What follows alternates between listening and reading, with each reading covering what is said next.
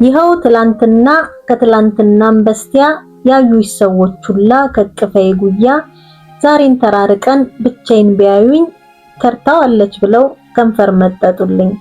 እባክሽ የኔ ዓለም ፈጥነሽ ንገሪያቸው ሴትን ማፍቀር እንጂ ማባበል አይችልም ብለሽ አስረጃቸው።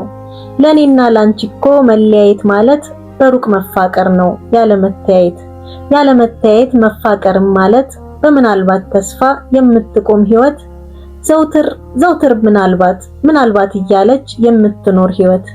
በተስፋዋ መሃል ጥቂት ደስታ አላት። በተስፋችን መሃል መፋቀሩ ካለን ናፍቆት አካል ገዝቶ እንተያያለን ብለሽ ንገሪያቸው። ልቤና ልቦናው ተጣብቀዋል በያቸው እንጂ በእኛ መሃል መለያየት ማለት በሩቅ መፋቀር ነው ያለ መተያየት በሩቅ መስማማት በድምጽ አልባ ቃላት። ሰለሞን ሳህለ ልጠይቅሽ ለትንታው ለቁርጠቱም ለውጋቱም ለንቅፋቱም እኔን እያልሽ